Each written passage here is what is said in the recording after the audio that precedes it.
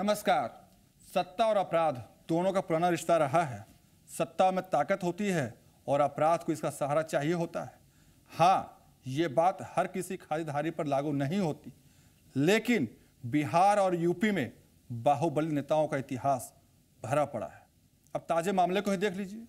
गिरफ्तारी लंबू शर्मा की हुई, वो भी दिल्ली से, लेकिन इसके बाद बिहार से लेकर यूपी तक हड़कंप मच गया। सवालों के घेरे में सियासतदान भी घिर गए।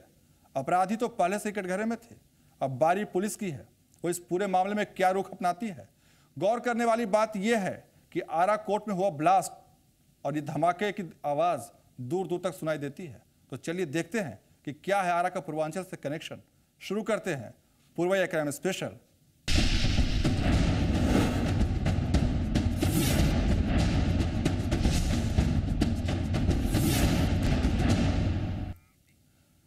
शाह और मात के इस खेल में चार मोहरे हैं: मुख्तार अंसारी, ब्रजेश सिंह, सुनील पांडे और लंबू शर्मा। जंग मुख्तार अंसारी और ब्रजेश सिंह के बीच में है, लेकिन इस खेल में बिहार के विधायक और एक राज्यसभा सांसद भी शामिल बताए जा रहे हैं।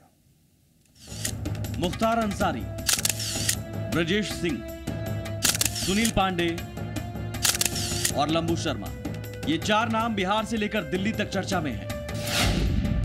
पहला नाम है मुख्तार अंसारी का, पूर्वांचल का बाहुबली दबंग। इसका कई जिलों में अच्छा खासा दबदबा है। दूसरा नाम है ब्रजेश सिंह का, पूर्वांचल का डॉन। पढ़ने लिखने में तेज तर्रार, लेकिन पिता की हत्या के बाद पढ़ाई से नाता छूटा और अपराध की दुनिया में कदम बढ़ते चले गए। तीसरी तस्वीर सुनील पांडे की। सुनील पांडे बिहार विधानसभा के सदस्य, जेडीयू के विधायक। और चौथी तस्वीर है लंबू शर्मा की। लंबू शर्मा जो आरा कोर्ट में ब्लास्ट के बाद फरार हो गया था। सबसे पहले बात करते हैं लंबू शर्मा की। लंबू शर्मा, जिसकी ताजा कहानी 23 जनवरी से शुरू होकर 23 जून तक चलती है। 6 महीने में लंबू शर्मा बिहार की सीमा से निकलकर दिल्ली तक पहुंचता है, लेकिन इसके निशाने पर यूपी का एक बाहुबली था।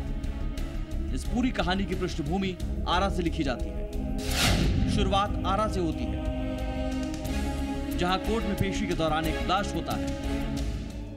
आपको याद होगा कि वो 23 जनवरी की तारीख थी। आरा कोर्ट में पेशी के लिए ले जाए जा रहे थे, लेकिन तभी कोर्ट में मानव बम विस्फोट होता है। इस विस्फोट के बाद अफरा तफरी मच जाती है। इस हादसे में एक महिला समेत एक पुलिसकर्मी की भी मौत हो जाती है। इन सब के बीच अखिलेश उपाध्याय और लंबू शर्मा दोनों फरार हो जाते हैं। अखिलेश उपाध्याय को पुलिस कुछ दिनों के बाद गिरफ्तार कर लेती है, लेकिन लंबू शर्मा फरार रहता है। कहानी यहीं से शुरू होती है। कोर्ट परिसर में हुए विस्फोट के बाद दिल्ली के भी कान खड़े हो जाते हैं। बिहार की पुलिस लंबू शर्मा की तलाश में जुट जाती है। जांच के दौरान पुलिस को पता चलता है कि लंबू शर्मा दिल्ली में टिका है। बिहार पुलिस दिल्ली पुलिस से संपर्क साधती है और फिर दिल्ली पुलिस के सहयोग से लंबू शर्मा को दिल्ली से गिरफ्तार कर लिया जाता है। 23 जून को दिल्ली के कश्मीरी गेट से उसकी गिरफ्तारी की जाती है। बिहार पुलिस अगले दिनों से लेकर बिहार पहुंचती है। अखिलेश उपाध्याय और लंबू शर्मा कोर्ट से फरार हो गए थे। अखिलेश उपाध्याय पकड़ा गया था फरवरी के अंतिम सप्ताह में। उसके बाद से ही लंबू शर्मा के पीछे हम लोग लगे हुए थे। चांद मियाँ की गिरफ्तारी हुई पिछले माह, और उसी समय से इसका लोकेशन हम लोगों को सूचना मिल रही थी कि दिल्ली या हरियाणा या पंजाब में और कभी कभी उत्तर प्रदेश में रहता है ये। तो संबंधित पुलिस पदाधिकारियों से संपर्क किया गया था और इन्फॉर्मेशन शेयर किया गया था। इसी के दौरान दिल्ली पुलिस से भी कुछ सूचनाएं हम लोगों ने शेयर की थी कि लंबू शर्मा है हमारे वहाँ का कुख्यात, और उस पर पुरस्कार भी घोषित किया गया है। इसी दौरान 3 दिन पहले दिल्ली पुलिस के द्वारा 23 तारीख के शाम में कश्मीरी गेट से दिल्ली के स्पेशल सेल की टीम और हमारे भी कुछ लोग थे, उनके द्वारा अरेस्ट किया गया कश्मीरी गेट से लंबू शर्मा को। अब यहीं से इस मामले में वो खुलासा होता है, जिसके बाद बिहार से लेकर दिल्ली तक और फिर यूपी के पूर्वांचल तक इसकी जद में आ जाते हैं। हर तरफ खलबली में जाती है और फिर आरा से शुरू हुई ये कहानी यूपी के मऊ तक जाती दिखती है। आरा से मनीष कुमार के साथ अमित कुमार, जी मीडिया, पटना।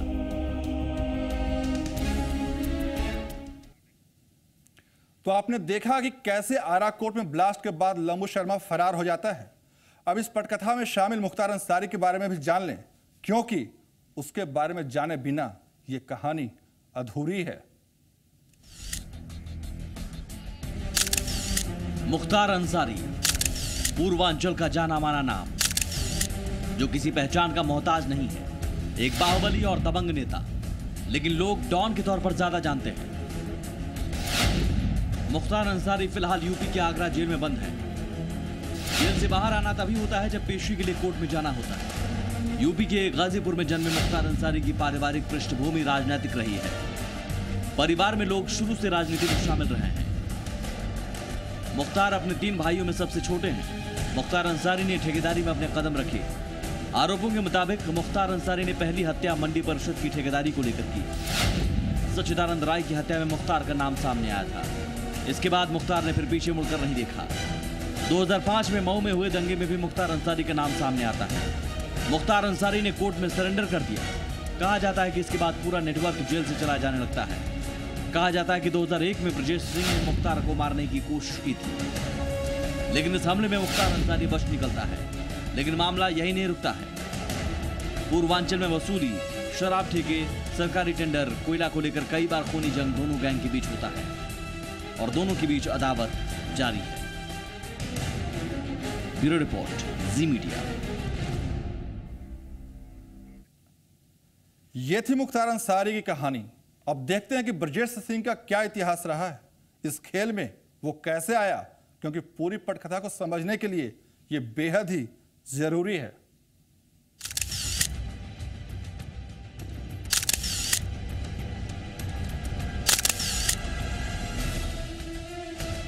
1984 में वाराणसी के धरहरा गांव में रविंद्र सिंह की हत्या कर दी जाती है। यह हत्या राजनीतिक वर्चस्व को लेकर की गई हत्या थी। तब रविंद्र सिंह के बेटे ब्रजेश सिंह ने इंटर की परीक्षा दी थी। ब्रजेश सिंह ने बीएससी में ही अच्छे नंबरों से पास किया था। उसकी गिनती होनहार छात्रों में होती थी। कहते हैं कि ब्रजेश ने अपने पिता की हत्या का बदला लेने के लिए 1 साल तक इंतजार किया। फिर वो दिन भी आ गया। तारीख थी 27 मई 1985। ब्रजेश सिंह के पिता की हत्या का आरोपी हरिहर सिंह ब्रजेश सिंह के सामने था। ब्रजेश सिंह ने अपने पिता की हत्या का बदला लेने में देर नहीं की। पहली बार एक होनहार छात्र का नाम पुलिस डायरी में लिखा जाता है। यहीं से उसके जीवन में वो मोड़ आता है जो फिर कहीं यूटर्न नहीं लेता। ब्रजेश सिंह अपना एक गैंग खड़ा करने में कामयाब होता है। ये गैंग पूरे पूर्वांचल में छा जाता है और यहीं से मुख्तार अंसारी और ब्रजेश सिंह एक दूसरे के खिलाफ खड़े हो जाते हैं। मामला वर्चस्व का जो ठहरा। ब्यूरो रिपोर्ट, जी मीडिया। इस पटकथा के मुख्य किरदारों को आपने समझ लिया। अब बात करेंगे पूरी साजिश की। अब आपको बताते हैं कि कैसे और क्यों रची गई थी ये साजिश। वो साजिश जिसके खुलासे के बाद मच जाता है हड़कंप। जेल से बैठकर रची गई साजिश की पूरी कहानी आप खुद देखें।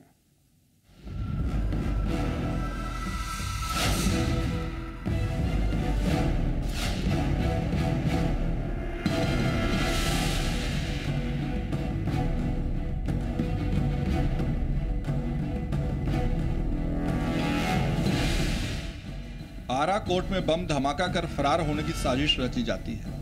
इस साजिश के पीछे लंबू शर्मा का हाथ बताया जाता है। वो पेशी के दौरान कोर्ट से फरार होने की फिराक में था और हुआ भी। दरअसल ये केवल ट्रेलर भर था और ट्रेलर के बाद पूरी फिल्म अभी बाकी थी।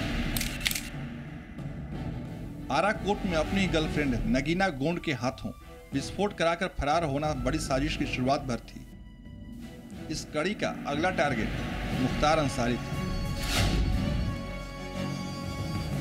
जी हां, वही मुख्तार अंसारी जो कि पूर्वांचल का बाहुबली है। सूत्रों की माने तो अंसारी को मारने के लिए एक लड़की को मानव बम बनाकर भेजे जाने की योजना थी। इस साजिश के पीछे कोई और नहीं बल्कि ब्रजेश सिंह का हाथ बताया जाता है। इतना ही नहीं, इस पूरी साजिश में बिहार के एक एमएलए और एक एमएलसी का नाम भी सामने आया है। कहा जाता है कि राज्यसभा सांसद के यहाँ ही लंबू शर्मा ने पनाह ली थी। पुलिस ने अपने सामने कन्फेशनल स्टेटमेंट लिया है, उसमें ऐसी बातें आई हैं दिल्ली पुलिस के कन्फेशन में, तो यहाँ पर उन्हें लाया गया है और यहाँ पर जिन बिंदुओं पर उन्होंने कन्फेशन किया है, पुलिस के सामने जो भी कन्फेशन किया है उसके हर बिंदु पर हम लोग जांच करेंगे और साक्ष्य के आधार पर आगे की कार्रवाई होगी। और कार्रवाई में अनुसंधान के क्रम में जो भी साक्ष्य आएंगे और किसी के विरुद्ध भी आए, पुलिस अपना न्यायोचित कार्रवाई करेगी।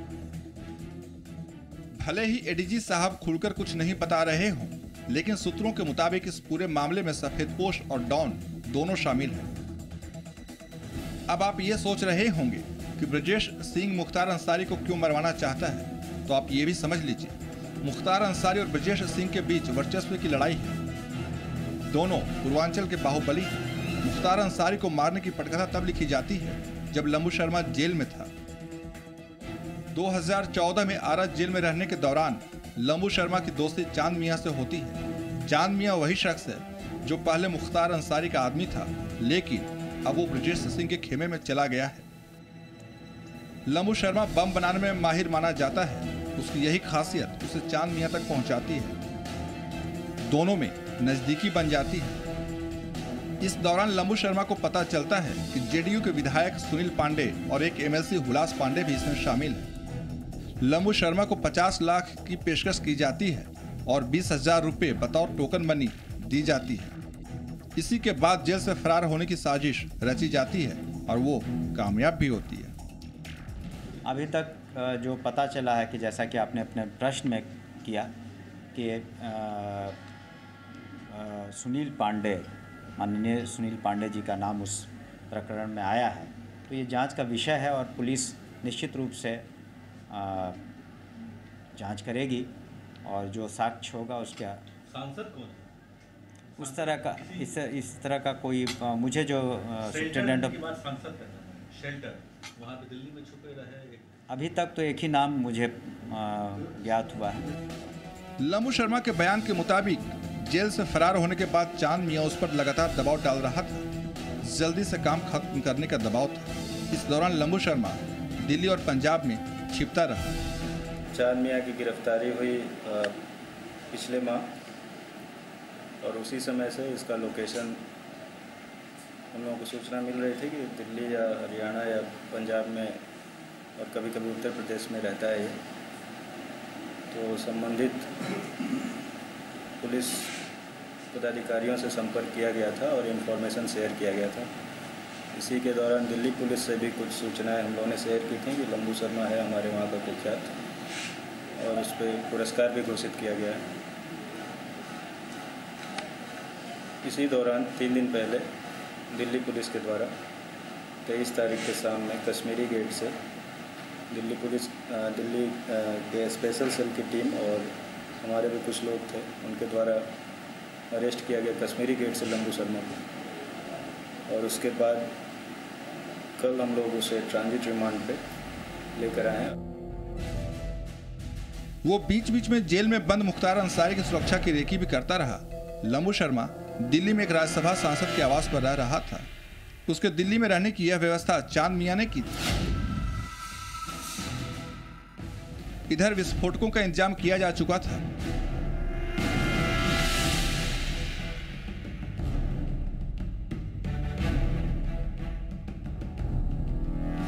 तय हुआ कि कोर्ट में पेशी के दौरान मुख्तार अंसारी की हत्या कर दी जाए, और वो भी मानव बम के जरिए। लंबू शर्मा इस मानव बम का रिहर्सल आरा कोर्ट में 23 जनवरी को पहले ही कर चुका था। वो मानव बम का प्रयोग सफल भी रहा था। मुख्तार अंसारी पर हमले की तैयारी पूरी हो चुकी थी। लंबू लुधियाना से दिल्ली आ रहा था। वो कश्मीरी गेट पहुंचा ही था कि दिल्ली पुलिस की स्पेशल सेल की टीम ने उसे धर दबोचा। पुलिस ने एक बड़ी साजिश को नाकाम कर दिया। ये जांच का विषय है। वही तो कन्फेशन में नाम आया कि उसने फैसिलिटेट किया, तो उस फैसिलिटेशन का क्या लेवल था या नहीं था, ये सब जांच का विषय है। और साक्ष्य पाए जाने पर निश्चित रूप से कार्रवाई होगी। सुनील पांडे का नाम जैसे हम लोगों की दिल्ली पुलिस के कन्फेशन में उसने सुपारी दी एक बाहुबली को मारने की, यूपी के बाहुबली को, इस टाइप का कन्फेशन में वहाँ आपके एसपी से बात की है? जो भी कन्फेशन आया, ये हमेशा पुलिस के सामने जो भी कन्फेशन होता है उसकी जांच होती है। आप जो भी कन्फेशन कर लें पुलिस के सामने, वो उसके बाद की कार्रवाई पुलिस एविडेंस पर ही करती है। पुलिस अब भले ही इस मामले की जांच की बात कर रही हो, जांच के बाद आरोपियों के खिलाफ कार्रवाई की बात भी कर रही हो कि जो भी शामिल होंगे वो बख्शे नहीं जाएंगे, लेकिन ये मामला हाई प्रोफाइल है। खुलासा दिल्ली पुलिस ने किया है और अब इस मामले की तह तक बिहार पुलिस को जाना है। देखना है कि बिहार की पुलिस कब इस मामले की पहली को सुलझाती है।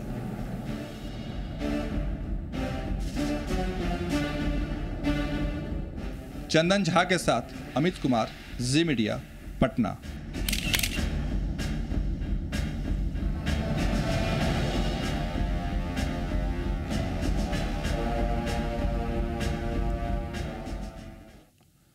फिलहाल वक्त एक छोटे से ब्रेक का, लेकिन कहीं जाइएगा मत, बने रहिए हमारे साथ, क्योंकि जुर्म की खबरें अभी बाकी है।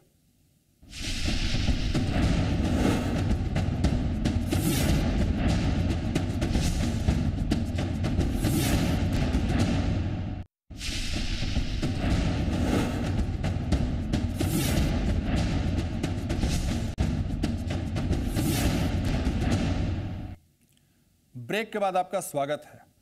अपराधियों के हौसले लगातार बढ़ते जा रहे हैं, फिर चाहे वो अपहरण का मामला हो या फिर लूट का। ताजा मामला जमुई से सामने आया है, जहां अपराधियों ने एक युवक का अपहरण कर लिया। नहीं थम रही अपहरण की घटनाएं, हथियार के दम पर युवक का अपहरण। बिहार से लेकर झारखंड तक अपहरण का सिलसिला लगातार जारी है। अभी पुराने मामले सुलझे भी नहीं थे कि जमुई से एक और अपहरण का मामला सामने आया है। जमुई के सिकंदरा थाना इलाके के महिसारा गांव में अपहरणकर्ताओं ने दस्तक दी। उमाकांत पांडे का बेटा मनीष पांडे अपने घर से रात में बाहर निकलता है। अपहरणकर्ता पहले से घात लगाए हुए बैठे थे। उनकी संख्या 5 थी। सभी हथियारों से लैस थे। हथियार का डर दिखाकर मनीष को अपहरणकर्ता अपने कब्जे में ले लेते हैं, लेकिन इसी बीच मनीष चिल्लाने लगता है। उसकी चिल्लाने की आवाज़ सुनकर घर वाले बाहर निकल आते हैं, लेकिन अपराधियों ने हथियार दिखाकर सभी को जान से मारने की धमकी दी। इसके बाद घर वाले चुप रहकर बेबस हो जाते हैं। देखे तो 6 राइफलधारी उसका हाथ पकड़े हुए हैं। हम जब दरवाजा से निकलना चाहे तो हमको रोक दिया। उसको बच्चा को छोड़ाने लगा, उस पर अथी के बंदूक के अथी से बट से हल्का कपार पड़ दिया, जिससे फूट गया, और सिकरी लगा दिया। इनको भीतर करके सिकरी लगा दी। अपहरणकर्ता मनीष को लेकर फरार हो जाते हैं। रात का वक्त था। अपहरणकर्ता अंधेरे का फायदा उठाकर फरार होते हैं। घर वालों के सामने ही उनके लाडले का अपहरण कर लिया जाता है और कोई कुछ नहीं कर पाता। मनीष बा हमारे बेटवा पर खैनी बस तुरंत दबोच लेलके तुरंत कहलखिन हिया पापा, तो कहलखिन की होलो रे, बस देखलखिन कुल के इनका काना तर दलके रिवावल धिरा दलके काना तर आ कल का ऐसे कल जोड़ के कल के बोल तुम भीतर जाओ, कुछ नहीं बोलो, इशारा से ऐसा करके ओकर बीच हम बारे लिए तो कल के हे भैया हे भाईबा छोड़ दे, तब कहलकन छोड़ दे। हमें ओकर कंधा हम झूल के लिए कि हे बेटा छोड़ दो, बस हमें रिवॉल्वर के प्याटास मार के कि किसी हर हुआ। हम फिर हमरा कोई सूद बूद नहीं रहो, घर गोदिया लेके ओकरा चल देल के। लाचार परिजनों ने इस मामले की जानकारी पुलिस को दी। पुलिस मौके पर पहुंचती है। मामले की छानबीन शुरू हो जाती है। पुलिस का दावा है कि जल्द ही अपराधियों को धर दबोचा जाएगा। पुलिस ने वारदात में शामिल अपराधियों की पहचान कर लेने का दावा किया है। दरवाजे पर से जिस समय वह शौच के लिए जा रहा था, उसके हाथ में बाल्टी थी, उसको उठा करके ले गया और उसके घर के आदमी को धक्का दे करके घर में बंद कर दिया और मुख्य दरवाजे का सिकरी लगा करके उस समय घटना से, जहाँ घटना स्थल है वहाँ से उत्तर की तरफ निकल गए। लेकिन ये सिर्फ भरमाने की प्रक्रिया थी। वो लोग उसे लेकर के इधर ये जो पहाड़ है, बोरे पहाड़, उधर लेकर के चले गए। अब पुलिस मामले की जांच कर रही है। उम्मीद है कि जल्द ही मनीष बरामद भी कर लिया जाएगा, लेकिन लगातार बढ़ रही अपहरण की घटनाओं ने लोगों की चिंताएं जरूर बढ़ा दी हैं। मनीष कुमार, जी मीडिया, जमुई। फिलहाल वक्त एक छोटे से ब्रेक का। ब्रेक के बाद जल्दी हाजिर होंगे।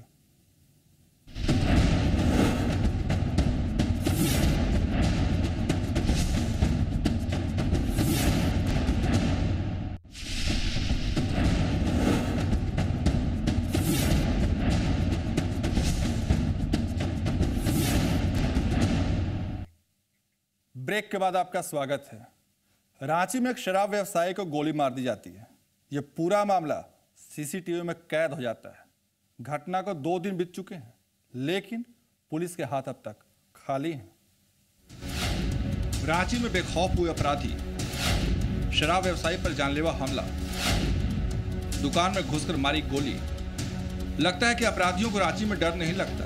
वो बेखौफ हो गए हैं। वो जब चाहें और जहां चाहें उसे अपना निशाना बना सकते हैं। इस बार अपराधियों ने शराब व्यवसायी को अपना निशाना बनाया है।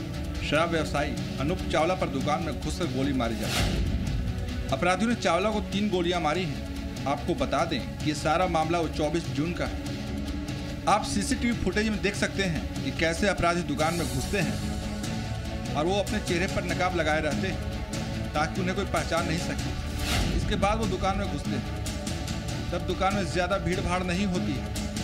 अपराधियों के लिए बड़ा मुफीद वक्त था। जैसे ही हमलावर दुकान में पहुंचते हैं, अनूप चावला सामने ही खड़े नजर आते हैं। अपराधी अपनी पिस्टल निकालकर सीधा गोली चलाने लगते हैं। गोली लगते ही अनूप चावला गिर पड़ते हैं, लेकिन अपराधी नहीं रुकते। वो लगातार एक के बाद एक गोली चलाते हैं और एक एक कर 3 गोलियां अनूप चावला के सीने में उतार देते हैं। दुकान के बाकी लोग टेबल की आड़ में छिप जाते हैं। हमलावर जैसे ही गोली चलाकर भागते हैं, तभी दुकान के अंदर से एक कर्मचारी बाहर निकलता है। वो हमलावरों की तरफ लपकता है। इसके बाद टेबल के नीचे छिपे कर्मचारी भी बाहर आ जाते हैं। वो भी हमलावर के पीछे भागते हैं, लेकिन तब तक हमलावर फरार हो चुके थे। इसके बाद कर्मचारी वापस आते हैं, लेकिन तब तक अनूप चावला घायल हो चुके थे। वो जमीन पर गिर चुके थे। कर्मचारियों ने मिलकर चावला को उठाया। घायल चावला को इलाज के लिए अस्पताल में भर्ती कराया जाता है, लेकिन पुलिस के हाथ अब तक खाली हैं। तीनों हमलावर अभी भी पुलिस की गिरफ्त से बाहर हैं। सनी शारद, जी मीडिया, रांची। जुर्म की दुनिया की खबरों में आज बस इतना ही, लेकिन आप रहिए सावधान और बाखबर, क्योंकि जुर्म कहीं भी और कभी भी हो सकता है। इसी के साथ दीजिए इजाजत। नमस्कार।